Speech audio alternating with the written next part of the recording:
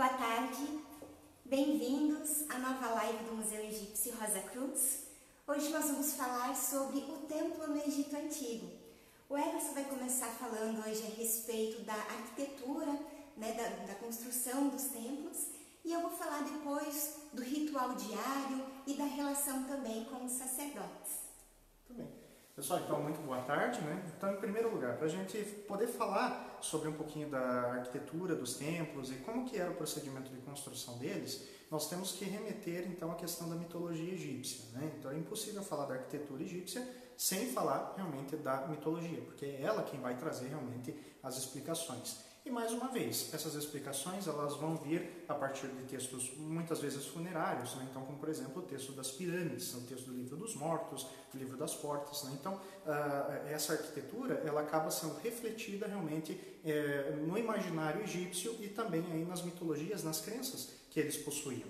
Bom, em primeiro lugar, o templo egípcio é o local onde os deuses vão ser realmente guardados, vão ser realmente adorados, é a morada dos deuses, E esse templo, portanto, ele vai ser ele vai refletir realmente como o egípcio antigo pensava a questão cósmica, a questão da criação do universo, como o universo foi criado, E por isso nós vamos poder observar, então, que a mitologia de Heliópolis e de Hermópolis, ela não decai depois que o período da construção das grandes pirâmides termina. Estamos falando do Reino Antigo, Ela continua essa tradição, E vai passar pelo Reino Médio, vai passar pelo Reino Novo e vai até o final, praticamente, do Egito Antigo como civilização, em 395 depois de Cristo, E bom, com relação então a essa questão da mitologia, nós podemos falar em primeiro lugar sobre a mitologia de Hermópolis, Então, para quem não assistiu às nossas outras lives, a mitologia de Hermópolis, Hermópolis é uma cidade que ficava ali na região também do Baixo Egito,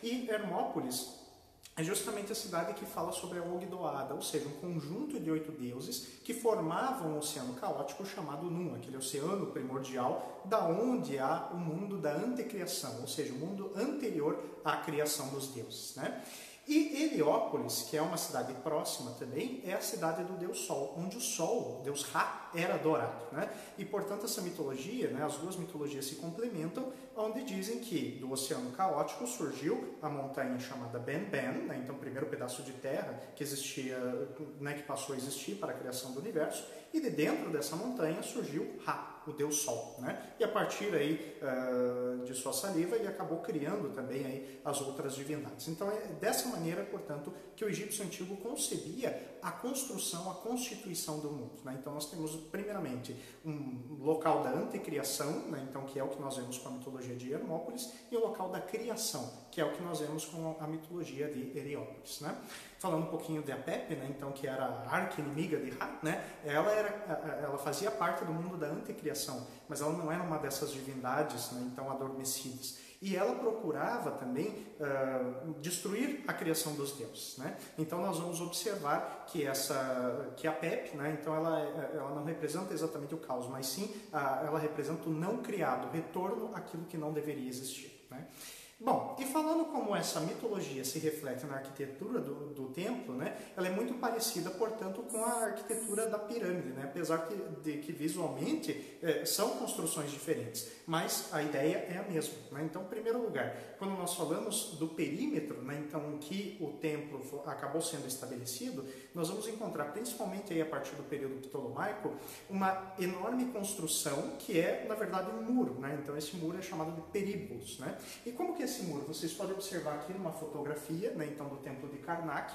e este muro, ele era construído a partir de tijolos de adobe. Na live passada nós falamos sobre como são esses tijolos, é aquela mistura de barro com palha, então, que era colocado dentro de um modo e deixado no sol para poder secar, Então, esse muro, ele era constituído deste material, só que a diferença é que nós tendemos a construir um muro retilíneo, então, com linhas retas. Os egípcios, quando faziam esses muros, eles representavam ele, na verdade, de maneira ondulada, E essa ondulação, vocês já devem saber por quê, é para representar justamente as águas caóticas do Num, Então, ou seja, o que está fora do templo, aquilo que não é ordenado, aquilo que não foi feito pelos deuses, Então, ou seja, o mundo da antecriação, Bom, das águas caóticas, vamos lembrar que o mito continua, surge a montanha Ben-Ben. No templo, nós não vamos encontrar, por exemplo, a pirâmide representada na fachada, O que nós vamos encontrar é o quê? o Akhet, né? Então, que é o símbolo que representa justamente a nossa exposição aqui do Museu Egípcio. Akhet, o horizonte dos deuses, né? Então, Akhet é um grande hieróglifo que quer dizer o horizonte. O horizonte, portanto, entre o mundo dos vivos e o mundo dos deuses, aquela passagem, né? Então, em que a alma, por exemplo, da pessoa ou o próprio Deus deveria percorrer para chegar até o oeste, que é um mundo realmente divino, né? E bom, com relação então a essa construção, ele vai ter justamente este formato de duas torres e o sol que nasce entre elas. As duas torres representam as montanhas Benden, né? Então, ou seja, a montanha e aí, né, as demais montanhas sendo criadas também. E aí vamos ter então o Deus Sol que surge, né, então de dentro desta montanha e assim acaba criando, portanto, o mundo, né? Após o Akhet, né, ou seja, após os pilones, nós vamos encontrar na constituição do templo justamente o primeiro pátio, o salão hipóstilo e o segundo salão, né? O que acontece? O primeiro pátio, o segundo pátio também, ou o segundo salão, e o salão hipóstilo, eles vão representar justamente o grande pântano, né? Então o grande mundo de pântano que foi criado em volta dessa montanha Benden, né? Só que no caso não está em volta, mas sim logo atrás, né? Portanto para dentro do templo, né? E as colunas que são colocadas ali nessas três regiões, aliás, do templo, elas são justamente colunas que demonstram plantas, né? Então, ou seja, as primeiras plantas são papiriformes, né? Então, ou seja, são em formato de papiro, porém é o papiro ainda fechado, que ainda não nasceu, não brotou, né? E no salão hipóstilo nós vamos identificar flores de lótus que já se abriram, né? Então, ou seja, formando aquele movimento então de que o sol, ao ser criado, brilha, né, e as plantas acabam se abrindo de acordo com o momento em que o Deus está brilhando também a partir da montanha Benden, né? Bom, com relação ainda a essas colunas, né, nós vamos ver ainda uma diferença entre elas, porque no primeiro salão, ou primeiro pátio, e no segundo salão, ou segundo pátio, nós vamos ter então essas colunas de tamanho menor, né, em relação ao salão hipóstilo. E por que esse tamanho também é diferenciado?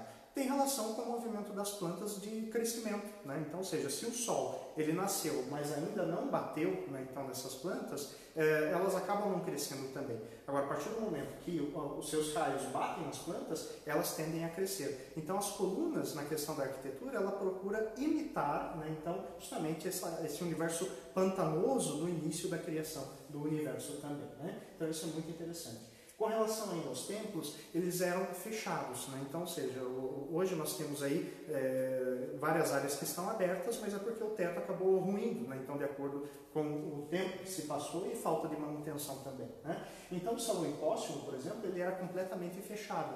Inclusive, nessa fotografia aqui, ó, se vocês conseguirem observar, temos uma janela que foi conservada, né? Então uma janela com várias colunas realmente abertas, em que o sol, os raios de sol acabavam adentrando e iluminando o topo então das colunas lotiformes, em formato de flor de lótus, né? Enquanto que nas demais salas a escuridão prevalecia, né? Então, ou seja, não era realmente iluminado, né? E bom, por fim, nós temos o Santo dos Santos, né? O Santo dos Santos é o espaço mais sagrado realmente dentro do templo, né? Então depois a Vivian vai falar um pouquinho mais para vocês, com mais detalhes dessa região. Mas o que acontece? O Santo dos Santos, ele podia receber então tanto a barca do Deus, quanto também a própria estátua do Deus, era armazenada ali naquela região. E por isso fazia-se uma região extremamente sagrada dentro do templo, e que apenas algumas pessoas tinham acesso, não a todos, né? Então, diferente do que nós temos hoje, né? Então que todos têm acesso a observar esse espaço, que todos têm acesso a observar as estátuas, né?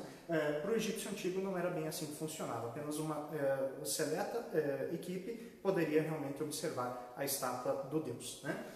Outra característica do templo também, que é bem interessante, é justamente a reunião entre céu e terra, né? No caso do templo egípcio, é demonstrado justamente através do piso e do teto então, do templo, né? Então, ou seja, na parte da frente nós vamos encontrar então que realmente o teto ele é mais alto em relação ao piso, e o piso também é mais baixo. Só que à medida que vai indo para dentro do templo, as duas áreas vão se juntando. Portanto, o Santo dos Santos é a região mais baixa que nós vamos encontrar realmente dentro dessa edificação, né? enquanto que a região ali do primeiro pátio é a região realmente mais alta, e o salão hipóstilo também é praticamente a maior das regiões, fora o pilônio, né? Então fora a região ali do aquétio, né? Então onde nós temos aí as duas torres, tá? Bom, para se construir então um templo, né, o que acontece, gente? Os egípcios, eles tinham que delimitar o local onde eles queriam construir e principalmente o seu eixo, né? Então, como vocês podem observar aqui, ó, nós temos um eixo que vai aqui pegando o Santo dos Santos e vai para frente. Então, o templo ele é geralmente construído de maneira reta, né? Agora, por que esse eixo ele era tão importante e será que ele estava alinhado com alguma coisa? Sim, de fato, aqui nós vamos observar mais uma vez uma relação arqueoastronômica, ou seja, uma relação entre o templo e as estrelas, né? Então, para todos os templos, principalmente na região de Tebas, né, nós vamos identificar, né, o primeiro, na verdade, a observar isso foi um inglês, o Norman Lockyer, né, lá no século XIX, que esses templos eles estavam, de alguma maneira, apontados para determinadas estrelas que, na época da construção, talvez fossem as mais brilhantes no céu, né? E quem determinava esse apontamento era justamente o faraó, o governante realmente da época, né? Então, essas estrelas, né, então muitas vezes vamos ter, por exemplo, para o caso de Medinet Habu e para o caso de Luxor, vamos ter aí as estrelas Vega e Alpha Columbae, né, então sendo determinadas, né? Mas, infelizmente, foi uma coisa que eu até falei para vocês nas lives passadas, por falta dessa documentação astronômica que os egípcios antigos tinham, né, infelizmente por causa da perda de livros astronômicos, nós não temos como saber qual era a importância realmente que os egípcios tinham em relação a essas estrelas, né? Mas uma verdadeira hipótese é que, por serem as mais brilhantes naquele momento, elas podem ter sido utilizadas realmente para orientar determinados templos, né? Claro, referente a outros prédios, a outras construções, também vamos ter aí outras estrelas sendo apontadas, né? Bom, mas com relação ainda a esse alinhamento, nós vamos ter então alinhamentos que são estelares e alinhamentos solares, né? Então, com relação ao Sol, por exemplo, vamos identificar o templo de Karnak. Karnak é simplesmente o maior templo realmente lá no Egito, né? Então, é um recinto que foi construído desde o faraó Senusret I, então estamos falando do Reino Médio, né? Então, enquanto Tebas ainda era uma cidade pequena, né? Então não era ainda a capital do Egito, e ele acaba se expandindo ao longo aí da 18ª dinastia, já no Reino Novo, e vai praticamente até o final também do Egito e continua se expandindo, né? Então, realmente é um templo muito grande, mas que foi construído durante muito tempo também. Durante praticamente 1500 anos, é um templo que sofreu diversas intervenções por parte dos egípcios. Essas intervenções a gente já falou também um pouquinho na live anterior, né? Quando a gente falou um pouquinho lá da estela do Penefert, lembra dela, né? Então, que era aquela estela de autobiografia, né? Mas a gente vê como os egípcios realmente interferiam nas suas próprias construções, né? Então, eles construíam, podiam desmantelar e reconstruir outra coisa no lugar, ou simplesmente aumentar também, né? Sem contar nas usurpações, né? Então, de estátuas que acabavam acontecendo. Então, no caso do templo de Karnak, nós podemos observar que foi iniciado lá com o Senusret I e foi aumentado ao longo de toda a era, do restante da era egípcia, né?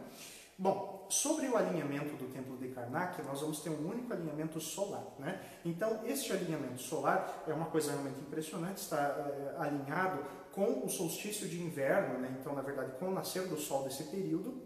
E o que vai acontecer? O Sol, ele nasce no leste e se põe no oeste. E o templo, ele está no eixo leste-oeste, né? Então, portanto, na parte leste nós temos o final do templo. Na parte oeste nós temos o início do templo. Ora, mas não faria mais sentido que no oeste o Sol nascesse, entrasse, né? Na verdade, onde é que está o Deus? No final do templo, né? Portanto, o que vai acontecer? Quando o Sol nasce lá no final do templo, ele vai fazer uma hierofania muito bonita, né, então, nesse dia, em que vai iluminar todo o eixo então, do templo para fora, na direção, portanto, do Rio Nilo, na direção do oeste, que é para onde os deuses deveriam ir. Portanto, no leste nós temos Ra, ou Amon-Ra, né, ao qual o templo era dedicado, nascendo, né, então, e, portanto, fazendo essa hierofania, que é esse efeito, né, então, que é a demonstração do sagrado uma vez por ano, né? Quem que observou esse tipo de alinhamento? foi novamente Norman Lockyer, né? Então aquele inglês que eu falei para vocês, né? O Norman Lockyer, ele tinha observado tanto a questão estelar quanto também a questão solar, né?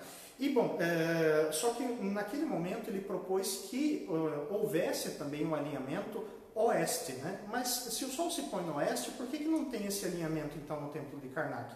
Justamente porque quando Norman Lockyer foi para o Egito e tentou perceber esse segundo alinhamento já no solstício de verão, né, então durante o pôr do sol de verão, ele não conseguiu identificar. E por quê? Porque na outra ponta, na outra margem do Nilo, nós temos as montanhas tebanas, né, e portanto, quando o sol se punha, era atrás dessas montanhas. E as montanhas, portanto, faziam com que o pôr do sol fosse realmente mais alto e não pegasse, então, dentro do templo de Karnak. E por isso, algumas das ideias do Lockyer acabaram sendo esquecidas até a década de 1960, quando foram retomadas, e hoje se tem que realmente há um alinhamento no eixo leste-oeste do Templo de Karnak. Um alinhamento que realmente dá para ver, inclusive ainda hoje, né, que é uma coisa realmente muito bonita e reúne muitos turistas, né, então, ao longo deste período, né. Bom, sobre ainda o Templo de Karnak, há uma região dentro do templo, antes do finalzinho do templo, né, que é chamada de Akhmenu. Foi construída na época do faraó Tutmés III. Né? Então o Akhmenu, ele possui na parte superior uma câmara que hoje é chamada de Câmara da Irradiação. E essa câmara, ela possui então em uma das paredes, justamente na região leste, né, uma janela, e atrás da janela tem uma mesa, né, então uma mesa de alabastro, né, então um material translúcido que os egípcios possuíam. E, portanto, quando o sol nascia nessa época do ano, se faziam as oferendas nessa região. Sabe-se que essa câmara ela é dedicada realmente ao sol por conta das inscrições que trazem, inclusive, esse nome, Câmara da Irradiação, que são datadas da época do faraó Ramsés III. Né? Então, ou seja, para Tutmés III para Ramsés III também dá umas centenas de anos. Né? Então, nós temos aí vários tipos de alteração sendo produzidas aí no Templo de Karnak. Né? Bom, com relação ainda à questão topográfica, né, então que a gente estava falando, por exemplo, das montanhas tebanas, nós vamos identificar o templo de Amenhotep III, né, então que também devia ser um templo muito grande. Né? O que acontece? Esse templo ele praticamente não existe mais, sabe-se da localização dele, são feitas várias escavações também, né, então para poder recuperar materiais que estão utilizados, e esse templo ele acabou ruindo por questões naturais da região onde ele foi construído. Né? E esse templo ele provavelmente estava assimilado também com uma estrela. Agora voltando a falar um pouquinho dos alinhamentos estelares. Né? Mas o que acontece é que é o único templo em Tebas que foi construído na região onde a inundação acaba chegando. Né? E por que o faraó Amenhotep III quis construir justamente numa região que inundava? Né? Justamente para representar essa questão das águas caóticas, e onde depois que essas águas baixam, a montanha surge, portanto ele, como se comparando com Deus Criador, ressurgiria também. Né? Mas a inundação ela acabou prejudicando muito a estrutura desse templo, que acabou ruindo, e aí parte desse material acabou sendo atribuído e distribuído, portanto, a outros templos, né? Portanto, houve o desmantelamento desse templo do faraó Amenhotep III. O que nós temos para indicar o local do templo de Amenhotep III? Os colossos de Menon, né? Então, que estão lá no local ainda hoje, são estátuas gigantes, colossais realmente, que deviam ficar na frente de um dos pilones, né? Então, do templo de Amenhotep III. Então, os colossos de Menon são essa representação mais significativa que tem deste templo. Né? E bom, falando então um pouquinho sobre essa questão estelar, né, nós temos aí a relação da construção, né, então, desses templos. Como será que os egípcios localizavam as estrelas? Como será que eles produziam, né, então, essa construção? Aí nós vamos ter, então, um ritual chamado Ritual do Estiramento da Corda, que é um ritual muito interessante que está descrito muitas vezes ali de maneira, vamos dizer assim, muito bem escrita, nos templos de Dendera e no templo ali de Édifo, né? Então um dedicado ao deus Hathor, o outro dedicado ao deus Horus, né? E esse ritual ele já era relatado desde a primeira dinastia do Egito, então você pensa, quase 3.000 anos antes, né? Com o faraó Den, né? Então da primeira dinastia. Aonde que essa inscrição se encontra? Na Estela de Palermo. Então depois se interessar, dá uma buscadinha nele, você vai ver então a diferença da Estela de Palermo, que é lá que conta essa questão da primeira dinastia. Na verdade, só tem o nome do faraó associado ao nome de uma das deusas que participava desse ritual, que era Sechat. E você vai ver então a diferença com o que está em Dendera e em Édifo, né? Então, que é realmente contando, né? Então, como que era esse procedimento da construção do templo, do início da construção de um templo, né? Então, falando um pouquinho desse procedimento, né? Ele conta o seguinte para a gente, que o primeiro passo para se construir um templo era o faraó sair do palácio, né? Então ele realmente coloca isso. Então ele deveria ir até o local da construção, e no local da construção, junto com a deusa Sechat e o deus Thoth, ele deveria definir qual era o Polo Norte Celeste, né? Então lembra do Polo Norte Celeste que nós falamos na primeira ainda live, né? Então que nós fizemos. O Polo Norte Celeste era definido também para poder construir a região da entrada das pirâmides, né? Então você veja que mesmo depois da Era das Pirâmides, né, essas estrelas continuaram sendo importantes para os egípcios. Elas não deixaram de ter essa conotação religiosa, né? Então, o primeiro passo era localizar o Polo Norte Celeste, né?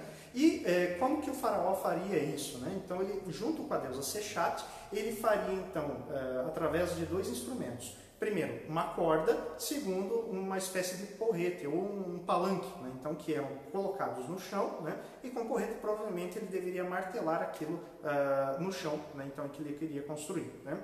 Feito isso, ele deveria então olhar para as estrelas, né, então, a fim de localizar a constelação de Mesquetil, que é justamente aquela constelação principal do Polo Norte Celeste, né?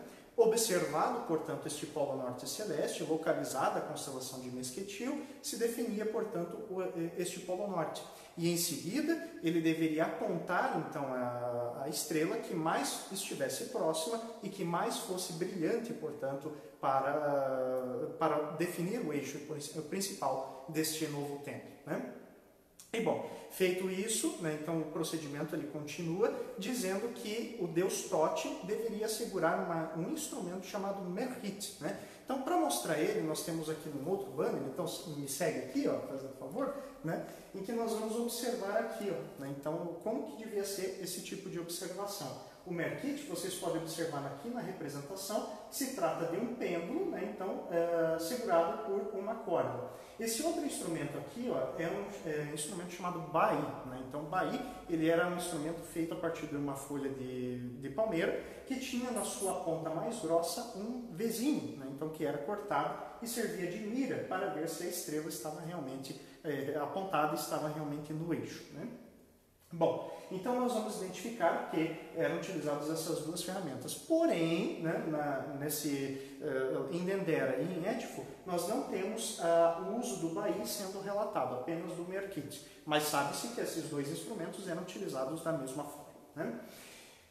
Bom, feita essa análise, então, por parte do faraó, Thoth e Sechat, então, definiam o eixo, finalmente, e aí o faraó deveria fazer buracos nos quatro cantos, então, delimitando o espaço que esse templo deveria ter, e em seguida ele deveria também colocar os quatro blocos de pedra iniciais. Também deveria colocar alguns blocos iniciais em fileira, né? E logo depois também que o templo estivesse finalmente erguido, estivesse pronto, ele deveria purificar o espaço com o uso do natrão, né? Então, que é um sal especificamente egípcio e que também era utilizado durante o ritual de mumificação. E depois ainda apresentava ao deus que iria ocupar aquele local. Agora, como que Sechat e Thoth se faziam presentes no ritual de constituição, né, então, do templo, nesse estiramento da corda, né? Então, infelizmente a gente não tem como saber. Acabou realmente não sendo relatado, né? Agora, com relação a apresentar o templo para o deus, né, provavelmente era uma estátua do deus que era apresentada uma miniatura do templo também, que ele seria estabelecido, né? Então nós temos esse tipo de configuração para a construção desses templos. E penso que é um ritual que realmente durou quase cerca de 3.000 anos, né? Já que é relatado desde a primeira dinastia e foi então estabelecido em Dendera e em Édifo, né? Então muitos anos depois. Ok? Bom, quem vai falar sobre os rituais que eram produzidos dentro desse templo vai ser a Vivian, né? Então eu falei um pouquinho de um ritual, de uma cerimônia, que é o estiramento da corda, e ela vai falar dos rituais diários, né? O que era feito realmente dentro do templo e quem é que tinha acesso também aos elementos que existiam ali dentro, tá? Então só um minutinho.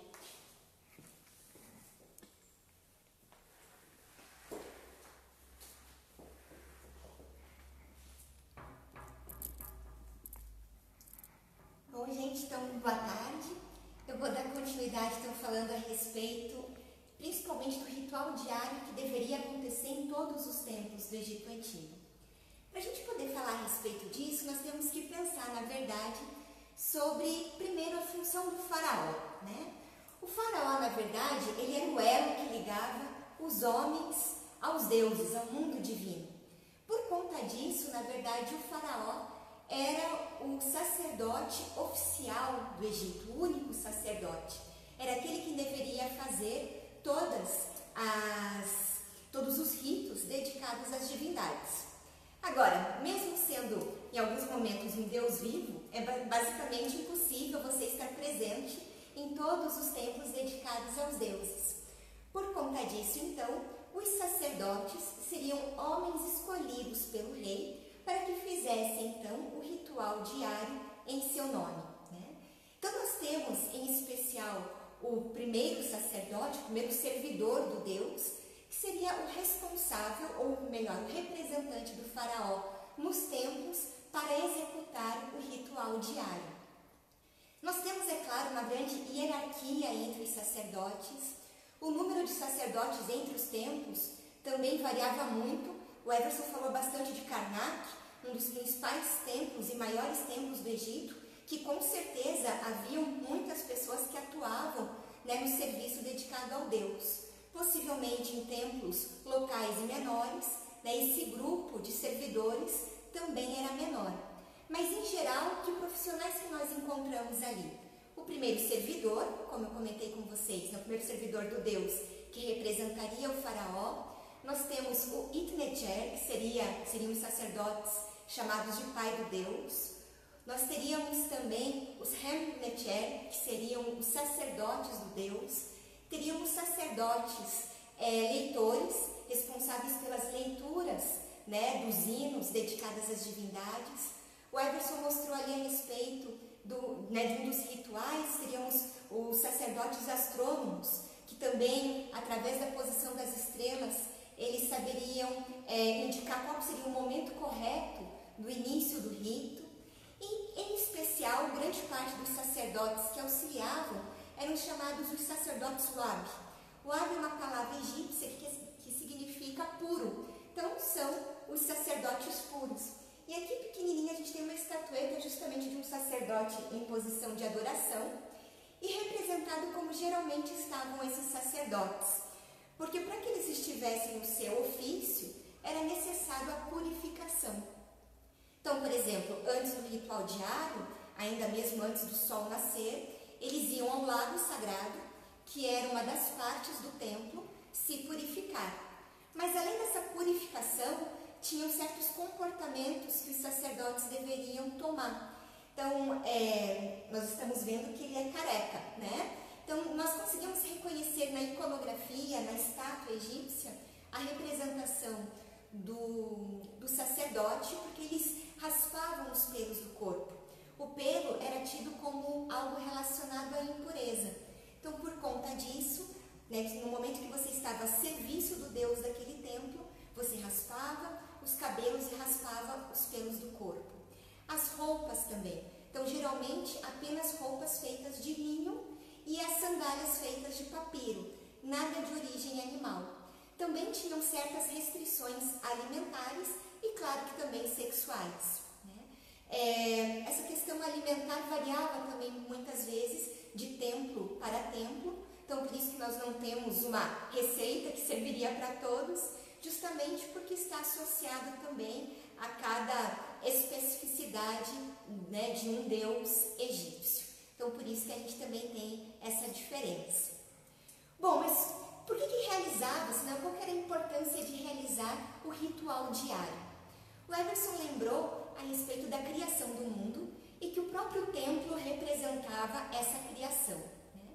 E o ritual diário tem justamente a ver com isso. Era necessário dar os cuidados aos deuses para que eles mantivessem a ordem criada no momento em que o mundo foi estabelecido.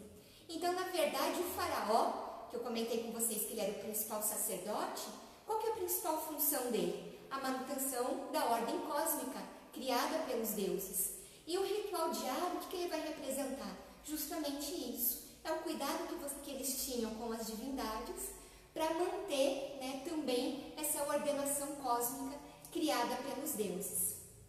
O que se baseava então esse rito? A gente tem informações a respeito dele, a mais completa está num papiro da 22ª dinastia, mas nós encontramos também fases, né, de toda a sequência do rito nos templos de Karnak, como Everson comentou, no templo de Abidos, em Medinet Habu, que é o templo do faraó Ramsés III, no templo de Édipo e também no templo de Dendera, né? Então, nesses templos, ali é possível a gente reconstituir um pouco as fases que hoje, então, os egiptólogos colocam com cerca de 36 momentos voltados a esse ritual diário. Mas, resumindo, né, no que ele consistia? Então, antes mesmo do sol nascer, nós temos que os sacerdotes se purificavam, então, como nós comentamos, no lago sagrado. Enquanto isso, outros sacerdotes se ocupavam de preparar as oferendas, os alimentos que seriam ofertados ao Deus. O Everson falou para vocês da região mais sagrada do templo, que era o Sancta Sanctorum, ou seja, o Santo dos Santos. Na sala mais escura e mais fechadinha, né? Ou seja, naquela ideia da aproximação do céu e da terra, estava ali presente. Era dentro desse local que acontecia o rito, né? Então, antes dos primeiros raios solares, claro que o sacerdote se preparava. No momento, então, que começavam os primeiros raios do sol, o primeiro servidor do Deus, representando o faraó, ele então abria a porta do Santo dos Santos, né? Adentrava levando uma tocha e também um turíbulo. O turíbulo servia para quê? Para queima de incenso. Então, ele iluminava o ambiente e também purificava com incenso o lugar mais sagrado do templo. Depois disso, ele iria até o tabernáculo. Aqui atrás de mim a gente tem um tabernáculo pequenininho, né, do deus Amon. A gente calcula que mais ou menos o tabernáculo, né, com a imagem do deus, devia ter cerca de 1 metro de altura, né? Então, nesse tabernáculo, o sacerdote romperia o lacre e abriria o tabernáculo, revelando então a imagem do Deus. Feito isso, ele ajoelharia, beijaria o solo e entoaria alguns cânticos. Feito isso, ele retiraria a estátua do Deus de dentro do tabernáculo, né? E aí seguiria justamente os cuidados com a estátua do Deus. Qual que é a importância disso? Ali é a casa da divindade, né? Então, diariamente você vai ter um cuidado com a própria imagem da divindade. Tirava-se a roupa anterior, banhava-se, passava-se óleos, maquiava-se a estátua do Deus e a vestia novamente, né, com roupas, e apenas também, né, roupas sendo feitas de linho. Então, o Deus era devidamente paramentado. Passado isso, nós temos novamente o incenso, os hinos, as orações. E aí chegava um dos momentos mais importantes, que era a organização do altar de oferendas perante o Deus. E por que isso é importante? Eu comentei com vocês, se eu não me engano, na nossa segunda live, que a estátua, ela representa justamente um receptáculo para o Ka do Deus. O que é o Ka? O Ka é justamente o princípio de energia, que tanto os homens, na concepção egípcia, né, quanto os deuses possuíam. E isso precisa ser alimentado. Então, Deus necessitava que os homens oferecessem a ele os alimentos necessários, a energia para que ele se mantivesse existente. Então, a ideia é essa, o Ka do Deus habitaria a estátua, né? Então, como se habitaria aqui a estátua do deus Amon, e ali, então, ele iria justamente se alimentar da energia dos alimentos. Na verdade, segundo o rito, diz que primeiro seria oferecido carne assada para o Deus e depois viria oferendas de tipos de pães, de vegetais, de cerveja, de vinho, de leite, né? Então, diversos tipos de alimentos, até um desses registros que fala a respeito, digamos assim, de uma espécie de menu, né, para a oferenda do Deus, e que isso poderia variar de um dia para o outro, aquilo que seria ofertado, então, para a divindade. Finalizada essa parte, novamente nós temos cânticos, temos orações, aí chegaria o momento de retirar os alimentos do recinto. O primeiro sacerdote do Deus, né, então voltaria a guardar a imagem dentro do tabernáculo, lacraria, né, e aí ele apagaria suas pegadas no chão, sairia do ambiente, fechando o Santo dos Santos, né? E na verdade depois, por volta de meio-dia e no final da tarde, libações seriam novamente ofertadas ao Deus. O que são libações? É principalmente você ofertar bebida, líquidos, aspergir, né, a região em salas próximas ao Santo dos Santos, dedicadas ao Deus, também com cânticos, também com orações, também com incenso, né? Então, esse ritual de cuidado com a estátua da divindade, e que eles acreditavam que esse ritual foi estabelecido pelos deuses no momento da criação. Então, era algo que havia sido estabelecido pelo Deus, e por isso que era importante que o faraó mantivesse, né? E, como eu comentei, para a manutenção dessa ordenação cósmica. Uma outra questão importante para a gente falar também nessa vida templária no Egito é em relação ao papel feminino, né? A gente às vezes fala muito pouco da participação das mulheres.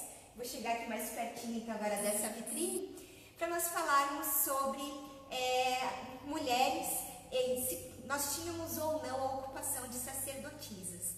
Então, o título de sacerdotisa, Hemet Necher, nós vamos apenas encontrar no Reino Antigo e no Reino Médio, e associadas principalmente ao culto da deusa Hathor.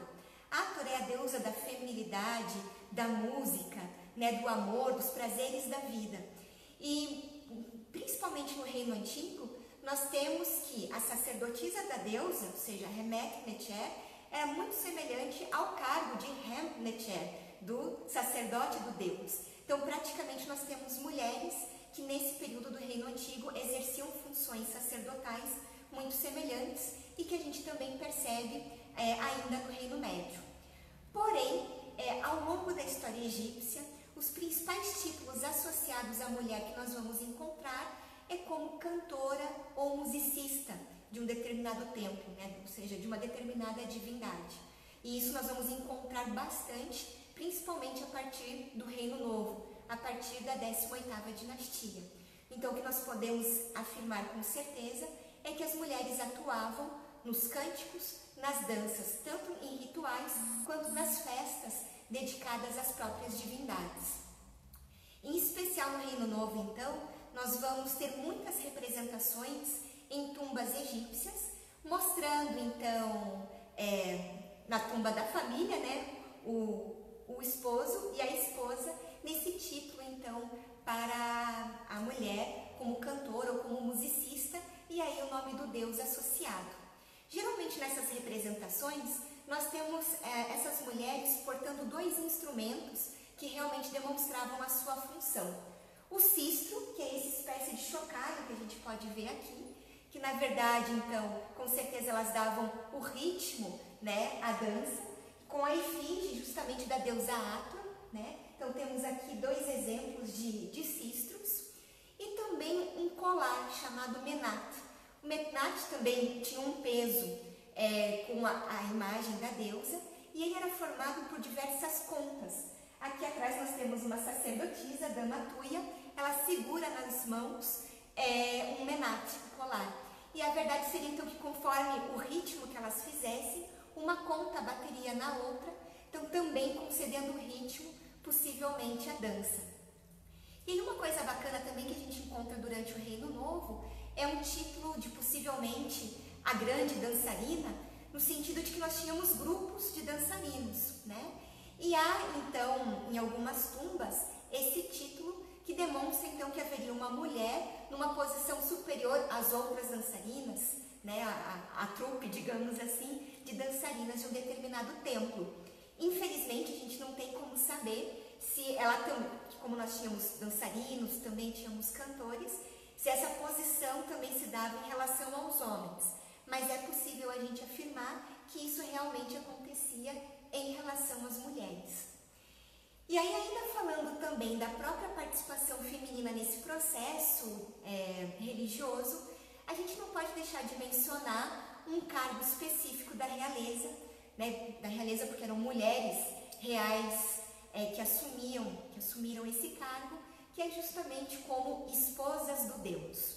Nós vamos ver mulheres da realeza que assumem esse cargo também a partir da 18ª dinastia, no Reino Novo. E talvez o momento que a gente chega ao ápice ali desse título e que nós temos informações mais concisas a respeito, tenha sido no período da rainha faraó Hatshepsut. Hatshepsut, ela já tinha ela teve esse título, né, como esposa do Deus. A gente acredita que, como tal, essas mulheres participavam de momentos dos ritos como sacerdotisas, poderiam administrar propriedades, né, ter sob sua tutela algumas propriedades. Esse título estava presente, geralmente, ao próprio nome que a rainha possuía, mas em especial quando ela se torna faraó do Egito, ela construiu, na verdade, no templo de Karnak, uma capela, que é chamada Capela Vermelha, e ali nós temos 3 cenas que representam a ação dessas esposas do Deus. Em especial, se a esposa do Deus Amon, Amon tá aqui, do Deus Amon, que era o deus padroeiro da cidade de Tebas, que era a capital do Egito nesse período. E aí, em especial, possivelmente nesse período que ela foi rainha faraó, ela deve ter representado a sua filha Neferura, que então recebeu, na verdade, esse título. E nessas 3 cenas, nós temos ali atuando diretamente junto a outros sacerdotes, no culto, por exemplo, para afastar inimigos do Egito, né? Ou para trazer prosperidade ao próprio Egito, demonstrando que essas esposas do Deus, com certeza, participavam do rito. E até mais, a gente tem uma cena de purificação, onde então a própria sacerdotisa, ela participa do ritual de purificação, o que dava a ela também o direito de entrar na região mais sagrada do templo. Porque, como a gente comentou, o rito, ele não é para a população em geral. O rito é para aquele grupo específico de sacerdotes. A população praticamente não tinha acesso à própria imagem do Deus, né? Então, isso marca ali uma questão, uma função muito importante. Porém, o seu sobrinho, ao assumir logo depois, né, depois da morte de Hatshepsut, o Tutmés III, ele acaba diminuindo ou negligenciando talvez essa função, e aos poucos, para os próximos faraós, nós temos o título, mas não mais representações que associem o título que a rainha vai ter à função sacerdotal, né? Até que a gente chega no final ainda do Reino Novo, com o faraó Ramsés VI, e aí esse título passa a ser usufruído por uma de suas filhas, geralmente uma das filhas que não vai se casar, mas que vai receber o título então como esposa do deus Amon, né? E aí nós vamos ter uma certa continuidade desse título. Agora, o bacana da gente pensar que vai chegar um momento onde realmente essas mulheres vão ter uma participação muito importante, que vai ser qual? Nós vamos ter o 3º período intermediário, onde há uma modificação justamente na história egípcia, a capital do Egito muda, porém os sacerdotes, né, o sacerdócio de Tebas, de Amon, continua sendo importante. Então, o que os faraós vão fazer? Mesmo administrando o Egito de outra região, eles vão manter a sua filha como esposa do deus em Tebas, justamente para quê? Como se fosse, digamos assim, alguém leal ao rei que está na região, procurando ali saber o que estava acontecendo em relação a esse sacerdócio, que era extremamente forte no Egito, né? Afinal de contas, é uma das principais divindades, um dos maiores templos também da região. Até que a gente chega no período da 26ª dinastia, com um rei chamado Psamético I, e aí ele acaba concedendo à sua filha mais velha não só o título de esposa do Deus, mas é dado a ela um grande poder. Tanto que existe uma estela dessa princesa, e aí é narrado, na verdade, todas as funções que ela deveria ter. Então ela vai passar a administrar um grande território, vai começar a ser enviado para o Egito, para Tebas, para a região do templo dedicado a Amon, uma grande quantidade de oferendas, né? E as esposas do Deus que vão vir após, né, com ela e após ela, na verdade vão ter um poder muito grande. Tanto que elas vão passar a realizar certas atividades que até então apenas o rei fazia.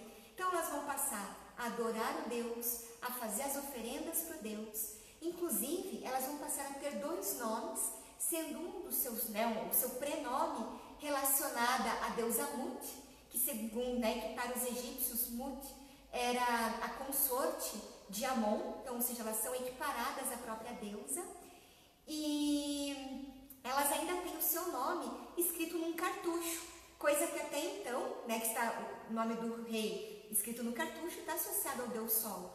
Então, e até esse momento, apenas os nomes dos faraós eram escritos dessa maneira.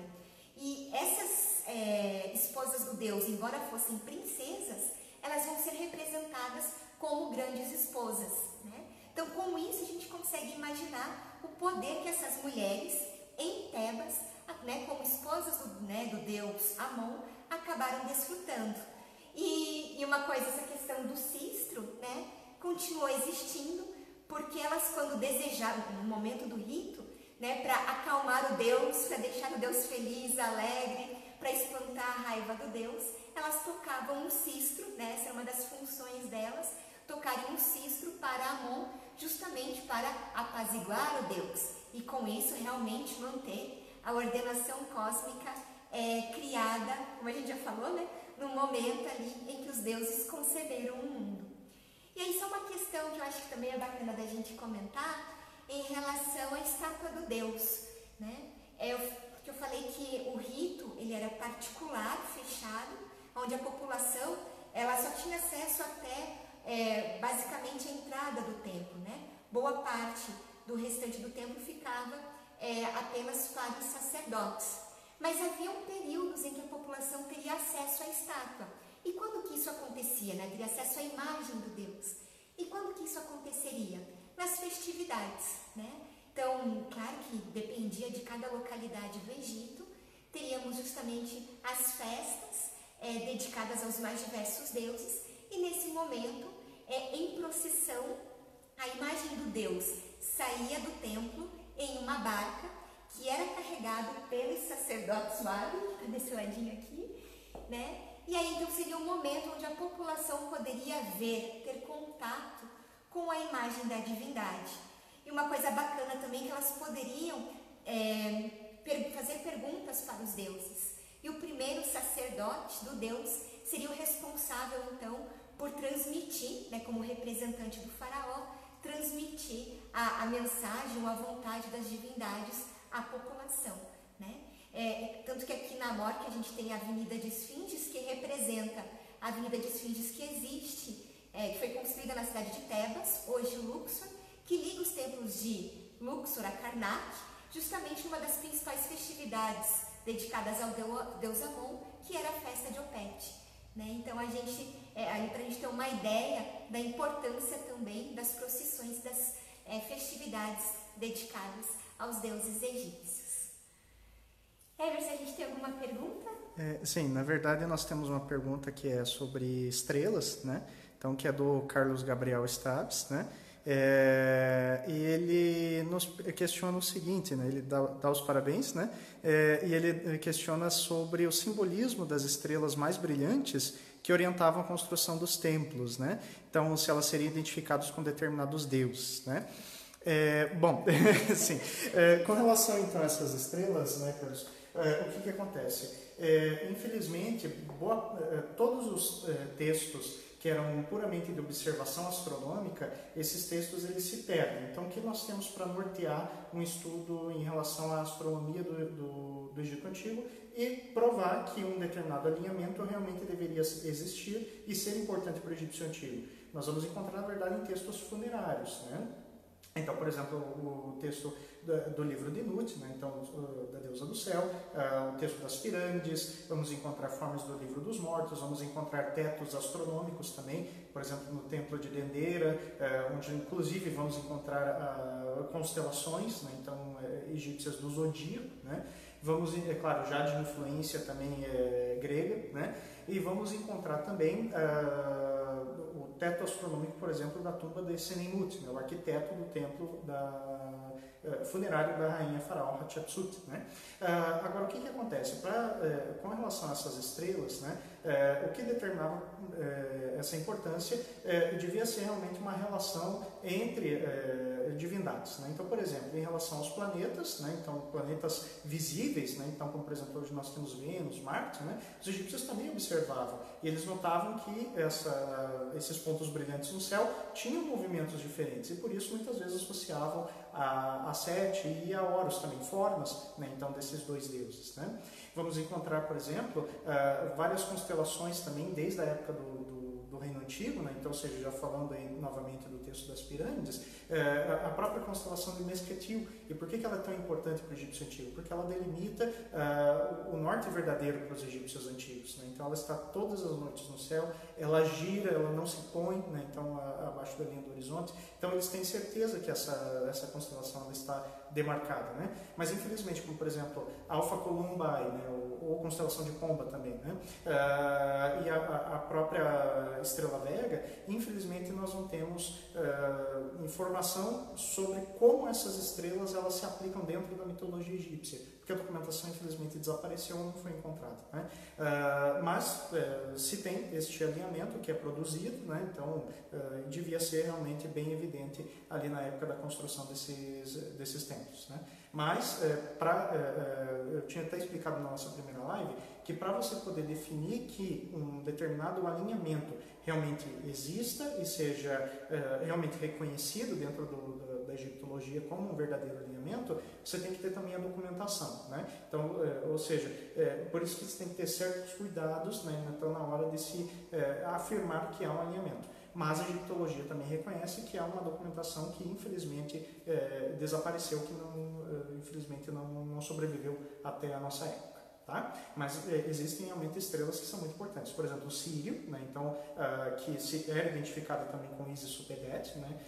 Vamos encontrar constelações, por exemplo, de Anu, vamos encontrar a constelação também de Osíris, né? Então, que é muito próximo a Órion, né? Então, que nós temos hoje, né? Mas essas constelações, pelo menos, que foram relatadas aí durante muito tempo, aí nós temos aí uma referência, né? Mas, infelizmente, outros alinhamentos acabam sendo perdidos de acordo com a falta de documentação, tá? Certo? Então, a gente agradece, né, vocês nos assistirem hoje. Teremos uma nova live ainda essa semana, na sexta-feira, também às 16 horas. E muito obrigada. Muito obrigado, tá? Uma boa quarta-feira. Isso mesmo. Tchau, tchau.